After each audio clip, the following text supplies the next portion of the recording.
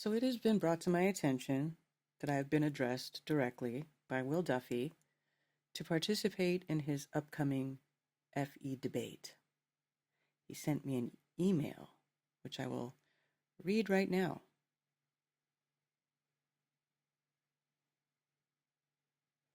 Hey Karen, I have selected you to replace Robbie Davidson on the list of 24 flat earthers invited to participate in the final debate on Saturday, August 23rd at 3 p.m. Eastern.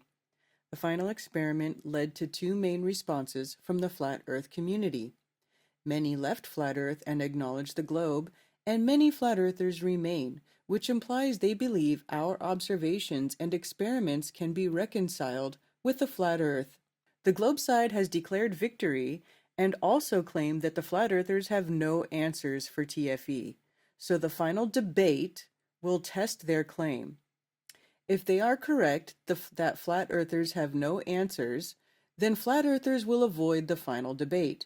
But if there are legitimate answers to TFE, then they will show up and provide them. As it stands, the general public believes TFE is the final nail in the coffin of flat earth. The final debate will broadcast to the world if that is the case or not. The final debate will also be a charity drive to raise money to help fight against human trafficking, and it will be my money only, which is donated to the Exodus Road, a Colorado 501c3. For every flat earther who participates in the final debate, I will donate $250 to the Exodus Road. But if you participate as one of the original 24 flat earthers, I will donate double, $500. The goal is to raise at least $10,000, and if just the original 24 flat earthers participate in the final debate, that alone will be $12,000 and far exceed the goal. The final debate marks the end of the final experiment and will be documented as an official part of this historic journey. I sincerely hope to see you there. I will provide a StreamYard link the day of the debate so any flat earther can join live.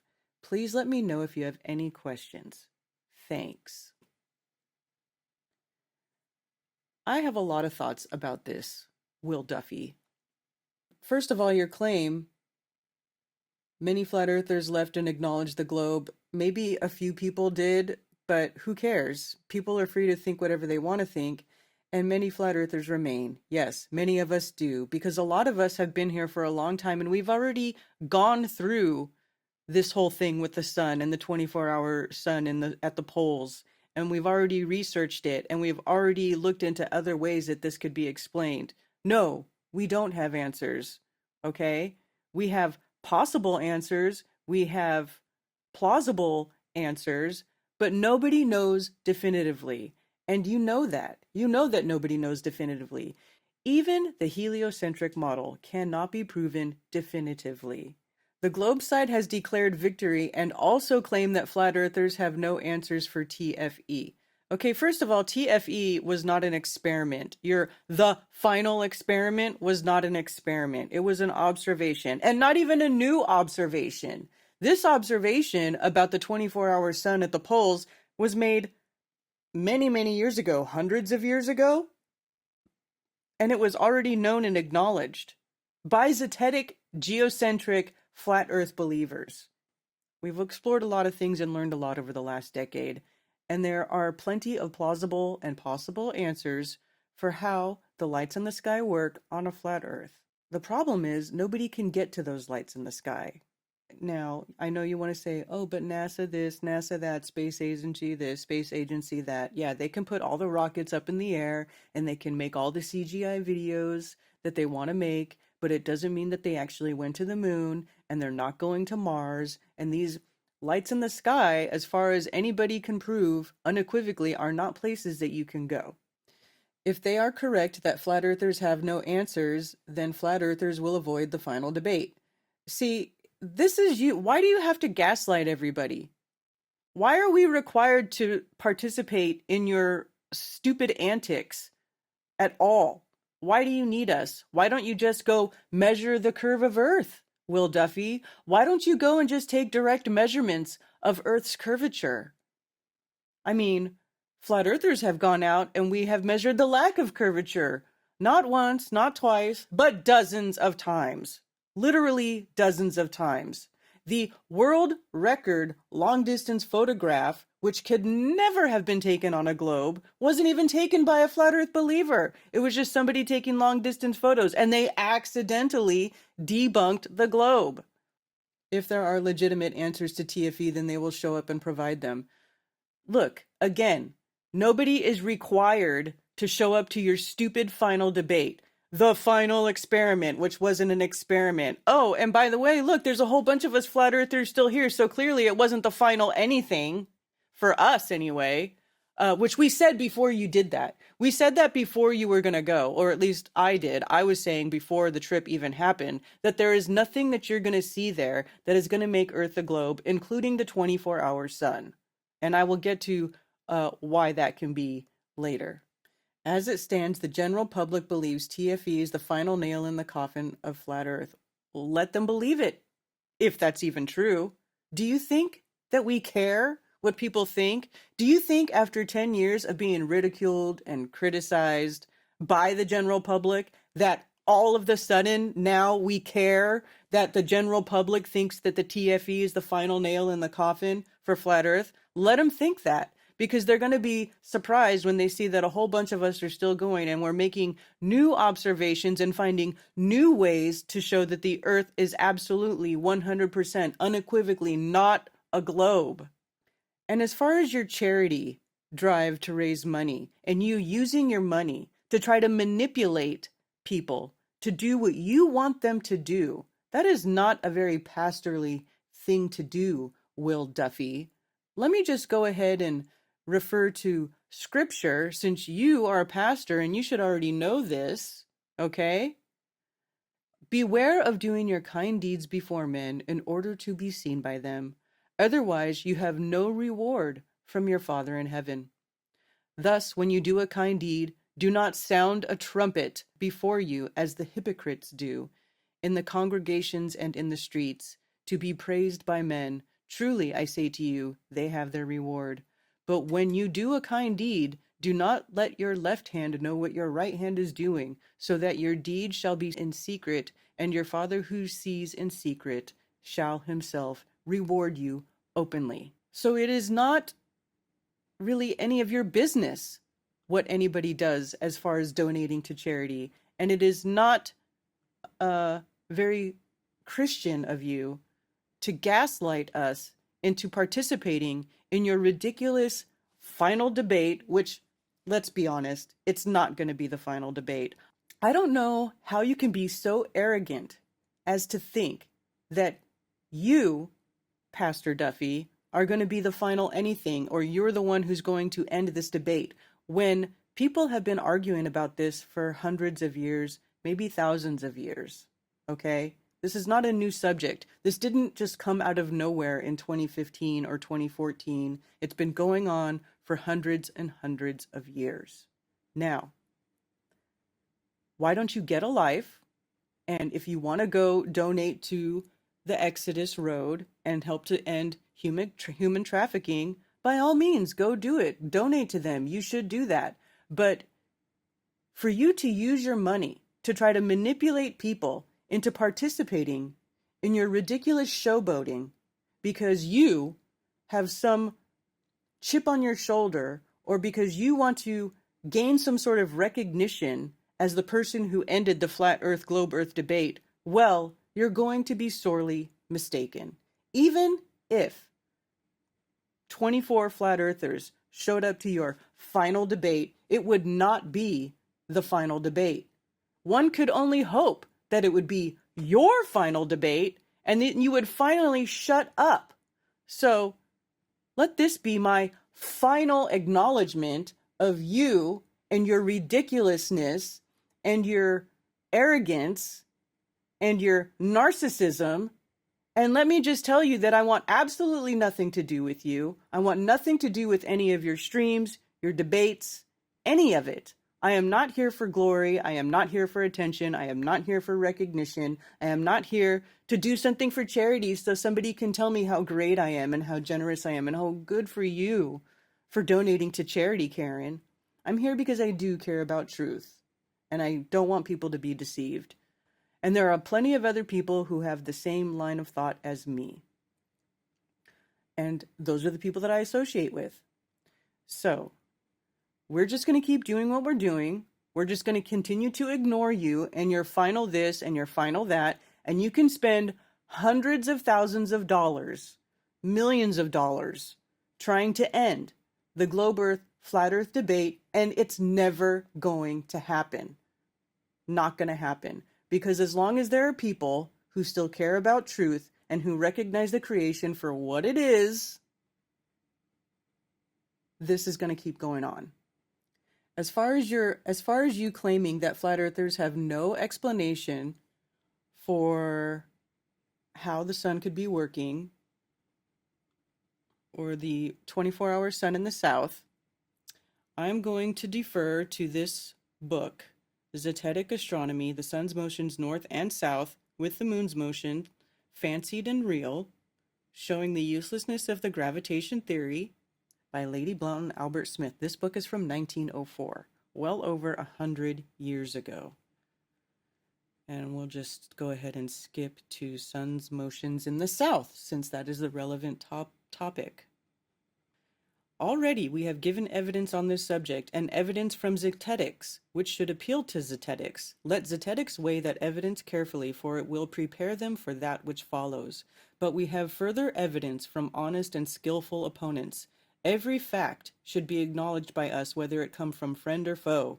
Reverence for facts should be a characteristic of Zetetic investigation. This being so, we shall have to admit that the sun does not enlarge its circles south of the equator, seeing the following quotations from a letter lately received from Auckland, New Zealand. It was because I found on my recent visit to England that some of my friends denied the existence of a southern center that I had photos taken for their benefit. The same circumpolar stars visible from my house I have seen from Sydney, Melbourne, Adelaide, and Cape Town. Looking north, all the stars rise in the east to the right and set in the west to the left. Yes, the length of the day increases in the summer and shortens in the winter as we go south. We have seen star photos taken by the writer of the above extract with his camera turned towards the south center, and the stars have made traces on the negatives and the photos, which are evidently parts of circles, thus proving that they are circumpolar. There are therefore circumpolar constellations south as well as north of the equator. The following constellations may be mentioned as being entirely circumpolar. Octans, which is situated the southern pole star Sigma Octantis, also the whole of Mensa, Musca, Chameleon, and Triangulum.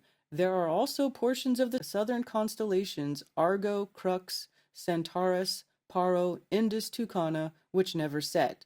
These may be seen in their relative positions in any good star atlas, which gives the southern constellations. For instance, the Midnight Sky Looking South by E. Duncan, though there may be later and better atlases. Now the above facts prove that these constellations in the south move round a southern point near the small star Sigma Octantis. We are credibly informed that they all appear to move around this point. Zetetics will readily believe that they move, not the earth. The fact that they so revolve proves the further fact that ethereal currents which carry them around are similar to those currents which exist in the north. There are therefore two sets of such currents instead of one, as formerly supposed, but more of this anon. We shall now proceed to give a diagram illustrating these facts. And here it shows the southern rotation of the stars. We also have flat earthers that live in Australia and have recorded the rotation of the southern stars for us, okay? So we aren't without our southern observations, even before the final experiment. In the former diagram, we traced the sun's spiral motion from the Tropic of Cancer to what is popularly known as the equator. It must be remembered, however, that the equator is only an imaginary line, generally given as a circle which is supposed to represent the sun's path at the equinoxes. Let us therefore start our diagram so that the sun is said to be on or above the equator, say at L in diagram 2. Later on, we may connect this with diagram 1. The sun still goes on with its spiral motion, not from L to M as is popularly supposed, but from L to N on the inner curve about 23 minutes to the south. Then, as the sun's declination south still increases, that is, as the sun goes further south and therefore nearer to the southern center, its spiral movement carries it around that point until it arrives at R on the inner circle. This is technically called the Tropic of Capricorn. The sun arrives at the first point of the southern sign Capricorn this year, 1904, on the December 22nd, about midday, Greenwich time. It then describes the circle RTVW in the direction indicated by the arrows. This circle and a similar one in the north are the only two circles that sun ever describes. All the rest its revolutions, or nearly all, are spirals, very fine spirals certainly, but being so they are not exact circles. Now when the sun reaches the southern tropic Capricorn, it is summer in the south, though at Christmas time it is winter with us in the north. The sun's daily circuit is then at its nearest to the southern center, and so the midnight sun may be seen in the south at this time of year just as it may be seen in the north during the Arctic summer. We have already shown how this is possible over a plane Earth and how it conflicts with the idea that the Earth is a sphere. As a side note, I did look for this particular publication mentioned in this article, and I was not able to find it. Archive.org has almost every other The Earth volume, but not this one. So if anybody out there is able to find this, I would be very much interested in reading it, and you could email me. Thank you. That the midnight sun was seen south was reported by the late Antarctic expeditions. In fact, it was reported that the sailors played cards on deck in full sunlight at midnight about Christmas time. See reports in various newspapers afterwards. See also the Windsor Magazine for May 1900, in which a photograph, presumably, is given of the midnight sun taken from the ship Belgica, Christmas 1898. The Belgica was frozen fast in the ice from March 4th, 1898 until February of 1899. The sun is represented as well above the horizon so that it could shine down on the sailors upon the deck at midnight. Though not in harmony with the globular theory, this may be taken as fairly representing the facts of the case and as harmonizing with other known facts which have been reported to us both by Zetetics and globularists. For instance, we have made inquiries from various persons, and we find that the longest day any place further south than the Tropic of Capricorn increases in length as the latitude increases, or distance south of the observer. It follows, therefore, logically, that if we were to go further and further south, the longest day would keep on increasing until it filled the whole of 24 hours. Then, of course, the midnight sun might be seen. Testimony has now been given that it has been seen, and this testimony has been admitted in Zetetic literature, thus proving, speaking generally, that Zetetics are willing to learn and to admit to known facts. Whether we can explain these facts is another question, but as we have before intimated, that whatever further facts we may find, which are proved to be real facts and not fancies, we shall admit, but while admitting them to be true Zetetics will never give up their primary fact, that the surface of all still water is level and the earth or land portion of the world, therefore, a plane or series of planes. We must now proceed and follow the sun's course still further, that is back again to the Tropic of Cancer from whence we started. To do this, we shall have recourse to further diagrams. We have traced the sun's path for 6 months of the year, from the Tropic of Cancer to the Tropic of Capricorn. These are called tropics because the sun turns back towards its former course and position. The word tropic comes from the Greek word trepo, which means to turn. These turnings take place when the sun is 23.5 degrees from the equator, whether north or south, or about 66.5 degrees from the central points. Taking the southern circle in diagram 3, we now proceed to consider the sun circling around the southern point S. This takes place in the present year, 1904, on the 22nd December. That is, the sun enters the cardinal sign Capricorn on this day, and its declination is practically the same for 2 or 3 days. Then it begins gradually to turn further away from the southern center. For some days, Its declination alters very little, not more than about 1 minute of a degree per day. It circles round the southern point in the direction ABCD as indicated by the arrows. It is like a great clock spring, beginning slowly to unwind itself. Leaving the inner circle, the sun may be represented as proceeding gradually from A to E, and so on unto F, until it finally returns to the equator at the point G. Here we will leave it for a moment to consider another important fact, namely, the fact that there are two great currents. Whether north or south of the imaginary line called the equator, we have seen that the heavenly bodies, being light and small, are carried around their respective centers by the ethereal currents which prevail around these centers. We may speak of these more fully later on and attempt to show what is the natural or physical cause of the direction of these currents as secondary causes under the first great cause of all things, the fiat of the ever-living and ever-blessed Creator. Our study of these currents will give us further reasons for disbelieving the commonly accepted theory of gravitation as being not only absurd in itself, but utterly inadequate to produce the results which are in evidence everywhere. But this we must omit for the present, our object now being to imitate partly how the sun passes from one current into another when, to use a popular expression, it crosses the equator. These great currents, flowing around their respective centers and outward therefrom, will of course meet and combine in the equator, or their outer circumferences. Here, to some extent, they mutually check each other, and there is therefore what is known as the region of calms upon the Earth's surface. But while the sun is in the south, for instance, and coming towards the equator, its circle, or circuit, rather, keeps on expanding, and thus the sun acquires a sort of momentum outwards.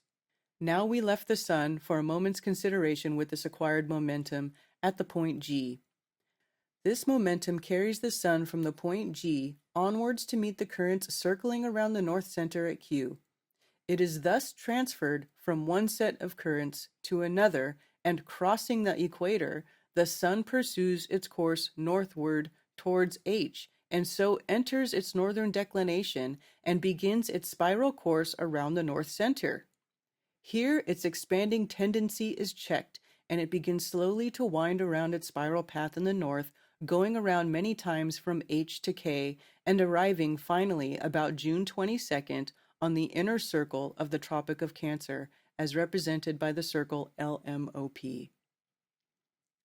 By uniting diagrams 1 and 2, a similar explanation may be given of the sun's crossing the equator from the north to the south. Thus we have followed the sun in his path for 1 whole year, and we find that the secret of its motions must be represented, not by 1 spiral alone, but by 2, as has already indicated in the figure 8. Many questions will doubtless arise in the minds of those readers who have carefully followed us thus far. And some of these questions we may consider in further articles, but before closing this chapter, we would remind our readers that we have kept principally to the facts of the case. It is a fact that the sun circles, or spirals, if we may coin the term as a verb, around the north for 6 months of the year. As the evidence we have given shows that it is also a fact that the sun for another 6 months spirals around the southern center, and we Zetetics know that the surface of still water is absolutely level, and the land therefore generally horizontal. We have accordingly attempted to coordinate these grand facts, and we believe that such an attempt is now recorded in print for the first time in the history of Zeteticism. How exciting. Let's continue. And so here is the plausible explanation, probable explanation, and most likely explanation for how the sun works around the southern pole. Well, both poles actually. So chapter 3, electricity and magnetism versus the hypothetical attraction of gravitation. Scientists have long desired to find a physical basis for that which they are pleased to term the law of universal gravitation. Much better would it have been if they had first sought proof as to whether universal attraction is a fact or only a mere theory. In many cases, The phenomena on which they rest their theory are capable of explanations apart from that theory. The bodies, in some instances, are seen to approach each other is a fact, but that their mutual approach is due to an attraction or pulling process on the part of these bodies is, after all, a mere theory.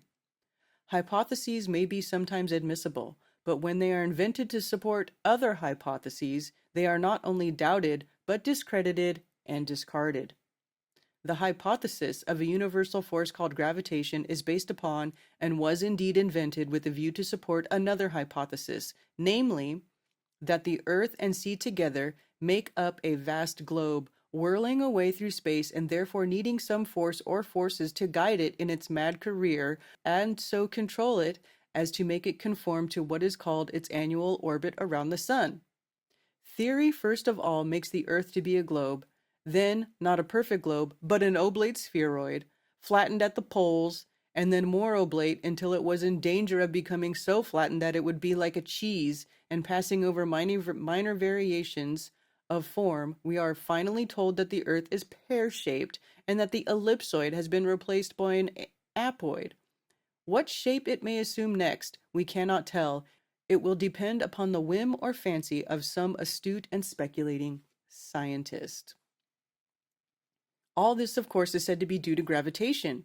We have long since given up the theory of gravitation. In fact, that theory went with the globular theory, which it was invented to support. We think that the phenomena of celestial motion can be explained by electricity and magnetism, without having to resort to the theory of universal attraction of bodies for each other, especially attraction at such enormous distances as the astronomers postulate.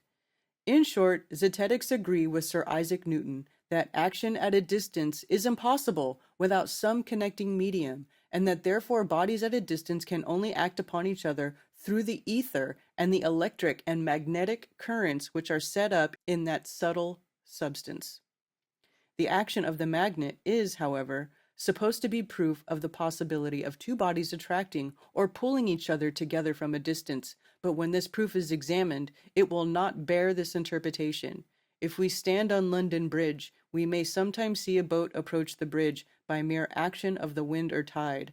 It would be highly unphilosophic to say that the bridge attracted the boat, and it is equally unphilosophic to say that the magnet attracts the needle or any other body, as the boat is carried towards the bridge by the action of the tide or the currents acting directly upon it. So the needle is deflected towards the magnet by the magnetic currents which act upon it. The magnet, because of its internal arrangement, simply has the power to decide the direction of those currents. When Mr. Adams or Leverrier in 1846 discovered the unknown planet Neptune through the perturbations of the neighboring planet Uranus, it was therefore no proof, as is commonly supposed, by the universality of the law of gravitation, for the perturbations of Uranus might be accounted for by electric currents set up between the two planets as they approach each other. If we were to sit in the telegraph office on this side of the Atlantic and watch the perturbations of a magnetic needle when a message is being sent across the water, it would not be considered very scientific or philosophical to suppose that some needle on the further side of the ocean was attracting or pulling at the needle on this side, would it? It would be a much simpler explanation of the phenomenon to say that the magnetic currents set in motion on one side affected the needle on the other. This is the explanation respecting currents on the Earth, and it is the explanation which is given in the case of wireless telegraphy. But when the philosophers get among the stars with their supposed immense distances, they have to conjure with the word gravitation, in spite of all its infinite perplexities, to account for a simple phenomenon. Is this scientific? A book has lately been published entitled Ether and Gravitation. It is a suggestive and well-written book, but before trying to find out either the cause of gravitation or its basis as a universal law, it would have been better to have examined whether there really exists such a universal force of attraction or pulling together of particles as is so commonly assumed. If Mr. Hooper's book proves anything, it really proves that there is no need for any such theory of gravitation, and it may be possible that he has intended to prove this while at the same time using the old terms or phrases connected with that theory, so as not to excite the opposition of scientists who are still wedded to such an unphilosophical notion as action at a distance. But this theory at the outset is taken for granted, as is also the globular theory of Earth and its supposed motions. In fact, the author in another place seriously sets himself to inquire as to what is the cause of the Earth's diurnal motion. Would it not be more logical to first inquire whether the Earth really has any such motion? We think so. Astronomers have long puzzled to account for the Earth's supposed diurnal motion. They have no idea what causes it. A primitive impulse will not suffice, as it would require a continued and continual impulse to equalize the attraction theory, and so they have invented what they call a centrifugal as well as a centripetal force. But these forces only exist in the brains of astronomers and their disciples. It would puzzle the wisest of them to give an unanswerable proof either that there are any such forces or that Earth has any diurnal or orbital motion arising therefrom. Both of these unproved and unprovable theories hinder Mr. Hooper from coming to right and logical conclusions, and so they spoil his book. These theories have beclouded the brightest intellects, which have tried to solve the riddle of the universe. Zetetics want something simpler, something more in harmony with facts, experiments, and general observation, and we are persuaded that the connected and kindred forces of electricity and magnetism afford to us all the proof that we need. The forces of the universe are one, or rather they are derived from one source and so are transmutable. They are therefore practically the same, whether applied to things terrestrial or things celestial. To illustrate these, we will quote from a current number of the Trainway and Railway World in an article under the above heading. The article, of course, deals with practical application of electricity. When a current flows through a straight wire, A to B, as in diagram 4, a magnetic field is produced around it.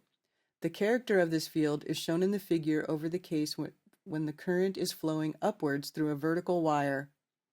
When the current is flowing downwards, the field is of exactly the same character, except the lines of force run in the opposite direction around the wire. Now, by reversing the current, as is stated above, we get a similar magnetic field with the lines of force going around in the opposite direction.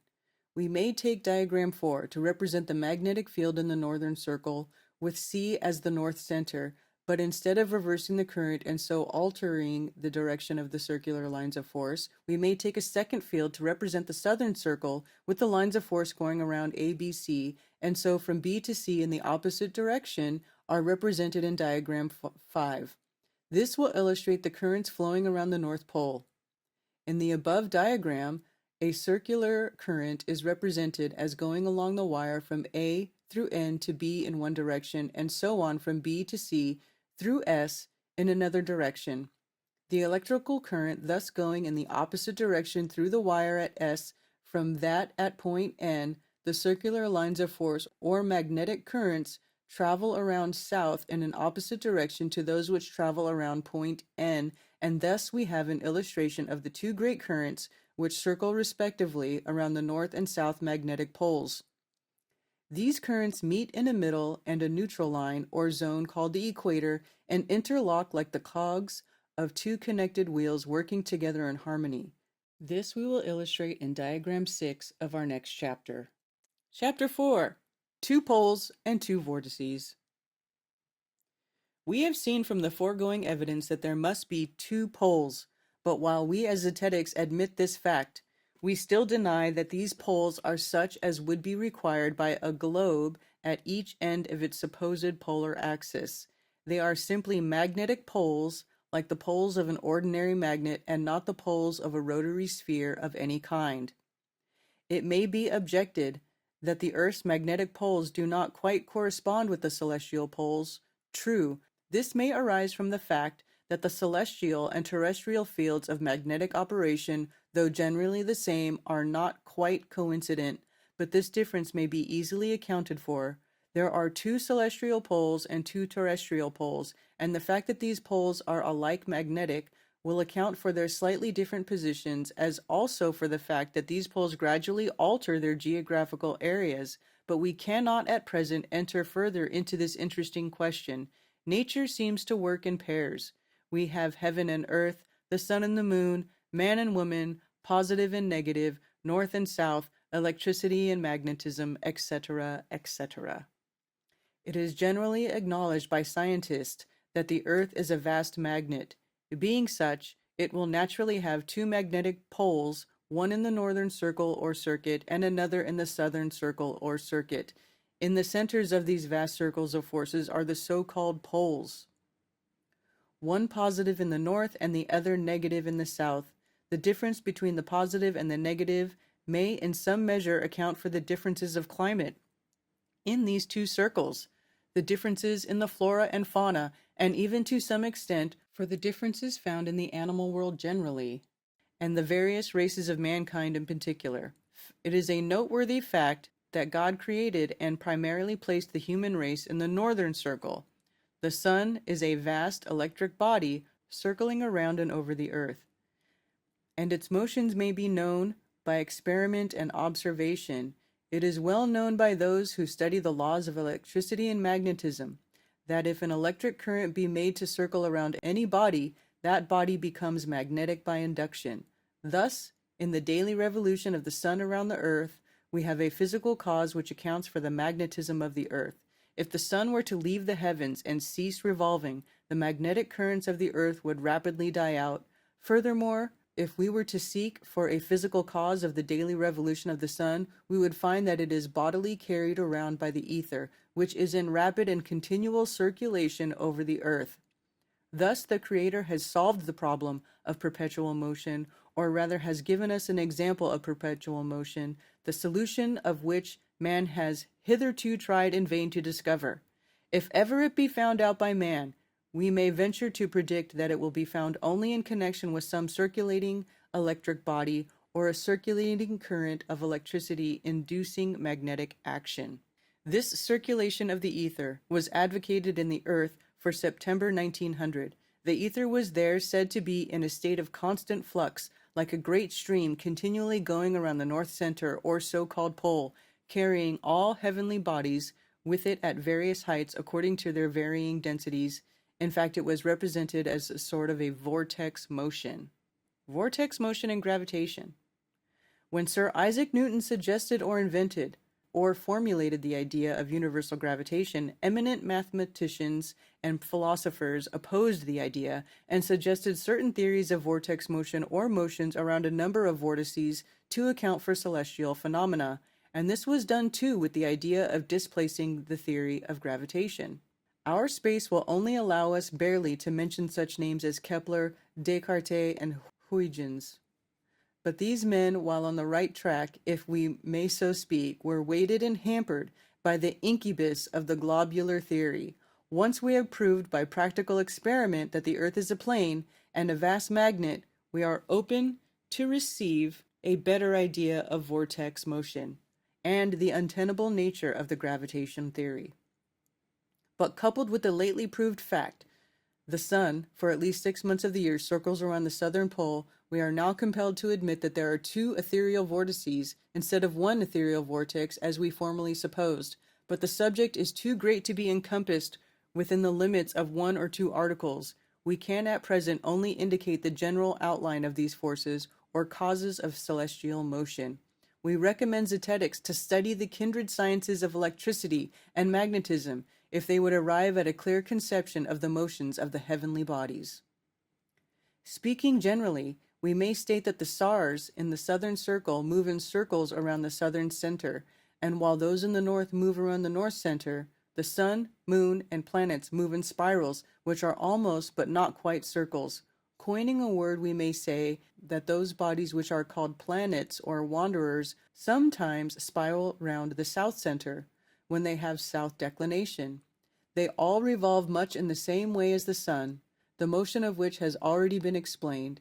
There are, however, some peculiarities or special characteristics in their orbits, especially in that of the moon, which will take 2 or 3 chapters to go into more fully, and so we must leave the moon's motions for a future consideration. At present, proceeding with our explanation of the two vortices, we will further illustrate them by showing the action of two cogwheels when working together in harmony. This diagram, number 6, showing two cogwheels interlocking or working together on their respective shafts or centers, may roughly illustrate the action of the two great currents or sets of currents flowing around the north and south centers like two great vortices. The upper wheel may represent the circles or lines of forces revolving around the north center, as represented by the belt ABC. This great belt will represent the magnetic force revolving around the Earth between the equator and the Tropic of Cancer, while the lesser belt GH may represent similar forces revolving around the Arctic Circle. The lower wheel illustrates similar lines or belts of force revolving around the southern center. The broader belt DEF showing the position of those forces between the equator and the Tropic of Capricorn, and the lesser belt JK, those about the Antarctic Circle. The spokes of the wheels may represent meridians, which, according to the testimony already adduced, must converge south of the equator as well as north. Of course, in the case of the two wheels, the cogs would be rigid, being made of solid wood or metal, but the great magnetic currents are not rigid, but play into one another at the points of contact about the so-called equator. This has already been explained in a previous chapter on the sun's motion. The sun, being a comparatively small, light electric body, is carried around by one set of currents in the south until, partly by its momentum and partly by its magnetism, it is projected into another set of currents in the north. Now, if the northern currents go around in one direction, the direction indicated by the arrows, it is clear that the southern currents must go around in an opposite direction so that the two currents may work together in harmony, and this agrees with the facts previously brought forward from the testimony of those in the south. If a spectator in the north looks towards his center, he will see those celestial orbs which have north declination rise in the east on his right hand. But if a spectator in the southern circle looks towards his south center, he sees the southern constellations and the sun rising in the east, but on his left hand. Thus the two vortices work together in harmony, as we have illustrated in the cogwheels. Respecting the ether, we may briefly state that our own conclusions are that all motion can be traced to the circulating movement of the ether, and that the ether is therefore substantial, or in other words, a finer form of matter, something approaching the spiritual, if we may apply a material term to such a refined substance. And this agrees with the fact that God created light, or the luminiferous ether, before he made the sun. We have generally been taught that matter exists only in three forms: the solid, the liquid, and the gaseous. But there may be a fourth form of matter, as much finer than gaseous, and gaseous is finer than the liquid, and this form we believe to be the luminiferous ether. This ether, being a form of matter, has many, though perhaps not all, the attributes as normal matter, such as elasticity, density, motion, and momentum. It thus carries around with it all the heavenly bodies at their various distances from the centers. According to the popular theory of gravitation, these bodies have to pass through the ether or some such substance which is said to fill all space, but this substance, however rare, would continually impede their progress and would ultimately bring the universe to a standstill. And so the inventors of the gravitational theory had to invent a sort of frictionless ether to allow all their heavenly bodies to pass through it in constant periods of equal times, but a frictionless substance would be no substance at all, and the idea is contrary to all our experience and experiments. The truth does not require such contradictions and absurdities. The ether, which fills all space from earth to the firmamental vault above, being enclosed in that vault, circulates, and being substantiative, it carries around with it all heavenly bodies in their various orbits, which are more or less circular. These bodies have different times of revolution according to their varying heights, which heights are regulated by their varying natures, sizes, and densities. The sun and moon, which are by far the largest of these celestial orbs, are not more than about 30 miles or about half a degree in diameter. The highest of these floating orbs is probably not more than some 6,000 or 7,000 miles high. They are all, for the most part, mere lights, or more literally light holders, centers of electric or magnetic forces. These forces radiate from them and affect the atmosphere and whatever comes in contact with that atmosphere or whatever breathes it. But this opens up too vast a field to be treated of here. We trust we have given sufficient evidence to show that there is good cause why Zetetics altogether discard, the modern theory of universal attraction, an unavailing pulling and tugging of all bodies to get together. We think we have shown that there is no need of such an absurd hypothesis in connection with the plain truth, but that known and practical forces such as electricity and magnetism are quite sufficient to account for all celestial phenomena. And with that, I conclude my final acknowledgement.